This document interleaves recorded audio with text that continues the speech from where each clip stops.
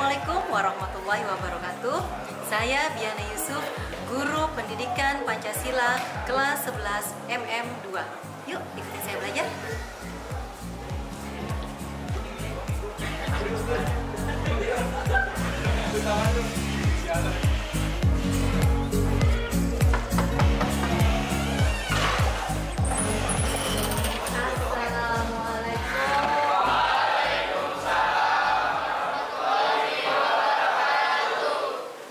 Selamat siang.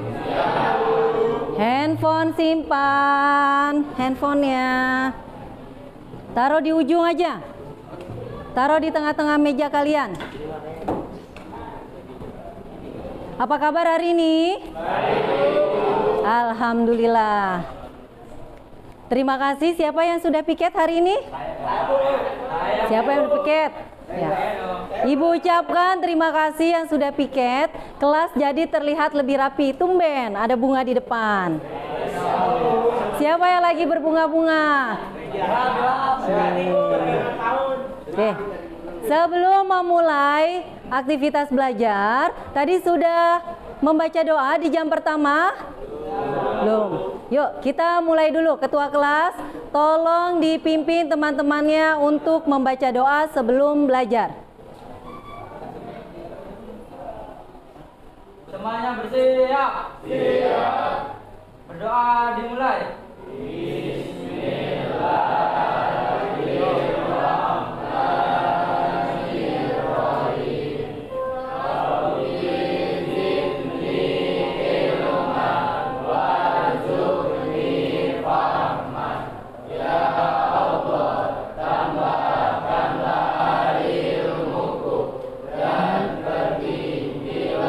Kecerdasanku. Amin. Amin. Next time, lain kali ketika temannya sudah ketua kelasnya bilang siap, semua udah siap ya. Tidak ada lagi yang bergerak kemudian kita berdoa. Karena kita akan mengawali hari ini belajar dengan berdoa. Oke. Siapa yang belum makan? Banyak banget yang belum makan.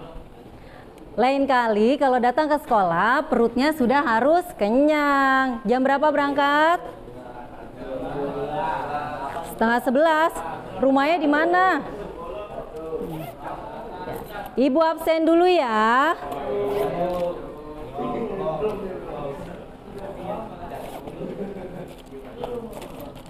Sudah, tenang dulu. Jauh, angkat tangan dan jawab hadir ketika ibu absen.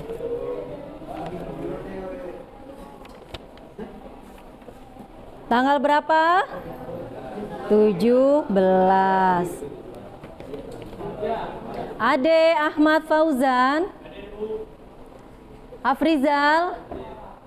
Mana Afrizal? Ahsan Ramadan. Bu Biana akan menjelaskan ya. Pertama adalah kompetensi dasar pada materi pembelajaran hari ini tentang menganalisis pelanggaran hak asasi manusia dalam perspektif Pancasila dalam kehidupan berbangsa dan bernegara.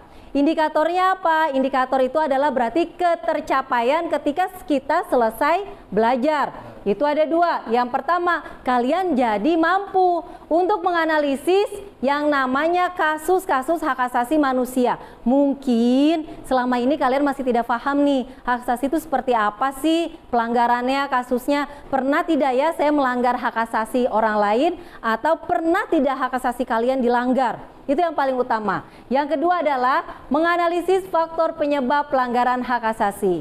KKM-nya berapa? Sanggup? Sanggup, insya Allah. Lanjut. Nah, tujuan pembelajarannya ada 3. Boleh dibacakan Reno? Yang pertama, menganalisis faktor-faktor penyebab pelanggaran HAM. Ya, yang kedua, Menganalisis kasus-kasus pelanggaran hak asasi manusia. Oke, yang ketiga, Menganalisis upaya penegakan hak asasi manusia. ya, baik itulah berarti materi yang akan kita pelajari pada siang hari ini. Siap semua? Materi hari ini masih kelanjutan dari materi sebelumnya. yaitu tentang apa? Hak asasi manusia. Selama dalam perjalanan dari rumah kemudian ke sekolah, apakah kalian melihat ada pelanggaran atau tidak? Ada tuh. Apa, Sufyan? Tidak pakai helm. Kenapa memangnya kalau tidak pakai helm? Biar apa? Kalau tidak menggunakan helm lalu Nanti kalau jatuh langsung bahaya gitu. jatuh bahaya. Ada lagi yang lain? Lampu merah. Menerobos lampu merah. Menurut kamu itu mengganggu atau tidak kenyamanan? Mengganggu. Kamu melakukan atau tidak kalian? Alhamdulillah. Tidak ketahuan ya. Ya. Oke. Baik. Kita ulangi kembali ya. Apa itu hak asasi manusia? Siapa yang masih ingat? Apa itu hak asasi manusia? Kemarin Bu Biana sudah menerangkan tentang hakikat hak asasi manusia. Yuk, siapa yang masih ingat? Coba nggak usah dibuka bukunya. Apa sih hak asasi manusia itu? Apa? Angkat tangan. Angkat tangan. Ya. Hak yang berlaku seumur hidup. Berarti selama kita hidup masih sebut ya. Nah, coba kalian amati gambar di depan. Menurut kalian, apakah ini termasuk dalam pelanggaran hak asasi? Siapa yang bisa menjelaskan? Coba gambar di kiri. Gambar apa? Motornya jalannya di mana? Trotoar. Siapa yang suka melakukan? Alhamdulillah. 11 mm2 tidak ada ya? Berarti siswa yang tertib lalu lintas semua? Alhamdulillah. Oke, kira-kira hal seperti ini melanggar tidak? Melanggarnya karena apa? Mengganggu pejalan kaki. Kemudian pejalan kakinya, kalau kamu sebagai pejalan kaki berarti akan merasa Nah, kalau tidak terganggu berarti merasa Terganggu. tidak terganggu, merasa tidak nyaman. Sekarang kita jalan di tempat yang memang hak kita sebagai memakai fasilitas umum, tapi ada motor klakson, ya kan? Tin, tin, tin, tin. Nah, tidak nyaman kan? Ya, jadi mulai hari ini tidak boleh ada yang melakukannya ya. Ya, berarti sudah paham. Lihat yang kedua, ada gambar apa? Orang berjalan. Jalannya di mana? Di trotoar. Tapi ada apa di trotoar? Pedagang apa? Baju. Ada yang suka dagang di pasar malam? Nah, tidak boleh ditiru ya. Mengapa tidak boleh berdagang di trotoar? Nah, mengganggu juga pejalan kaki.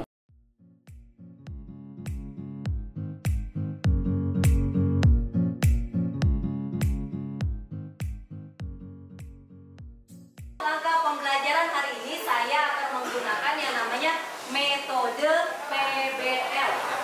Ya, problem based learning atau pembelajaran berdasarkan masalah. Jadi saya akan melemparkan kasus kepada kalian untuk kalian analisis. Terus Bu, kan kita belum belajar nih, Bu. Materinya tidak ada. Nah, itu semua akan disampaikan ya. Jadi sekarang kita duduk dulu berdasarkan kelompok. Yuk, termasuk Asadel, silakan cari kelompoknya. Bu Biana sudah membagi kelompok kalian. Karena biasanya kalian kan berkelompok laki-laki dan perempuan. Nah, sekarang Bu Biana mau campur. Mungkin akan nuansa yang berbeda, kalian akan lebih bersemangat. Yuk, silakan. Yuk, cepat, bergerak. 1, 2, 3. Selama 5 menit kita diam melakukan literasi. Saya dan kalian. Paham? Tidak ada suara, kalian resapi.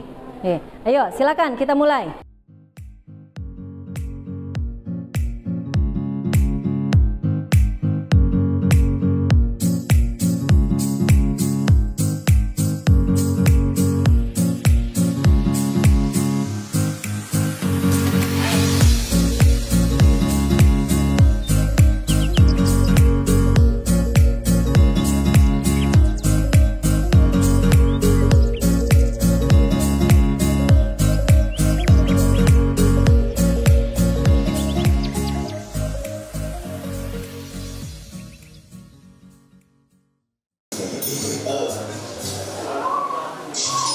Di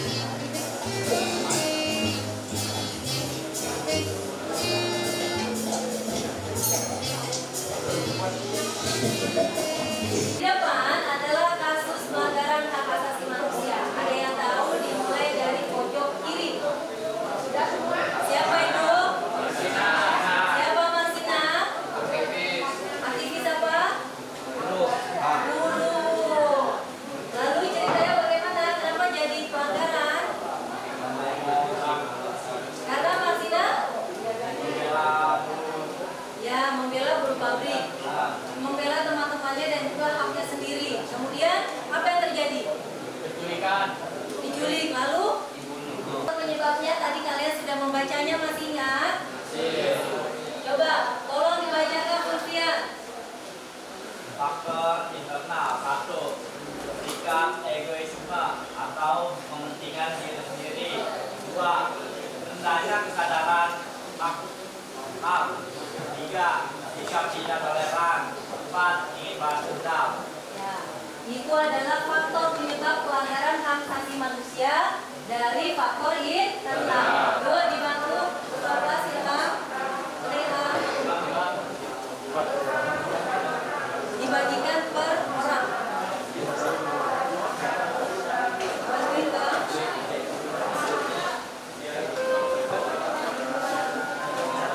Ya, bagi satu. Pegang ketika lagi pasangin.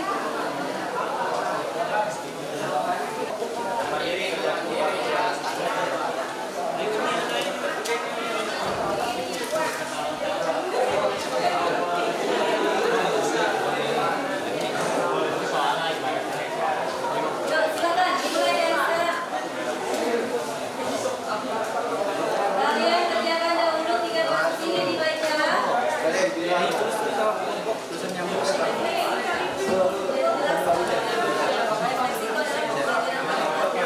Siapa bapak KDRT? Bila, terhadap Lesti itu siapa? Saya Bila. Istri Bila seharusnya dalam rumah tangga dia hidupnya tentram. Berarti hak yang diambil dari Bila adalah iya ketentraman, hak untuk hidup dengan tentram. Apalagi? Faktor penyebabnya. Faktor penyebabnya kamu bukan. Iya. Menurut kelompok kamu itu apa? Kenapa nama saya dan Dikit Ferdinand? Terus di samping saya ada Nadia, di sini ada Wiba, dan di sini ada Muhammad Diva. Jadi kami akan mempresentasikan sebuah kasus hak pelanggaran manusia. Kasus saya itu tentang KDRT, Lesti dan Baik, berarti kasus Lesti dan Bilar apa saja yang direnggut? Hak untuk bahagia, hak hidup berumah tangga dengan nyaman, ya kan? Hak untuk mendapatkan ketentraman. Nah, untuk kasus ketiga tentang bullying, apa hak yang dilanggar? Apa hak yang dilanggar? Pemberian notifikasi kepada pejabat dapat menyebabkan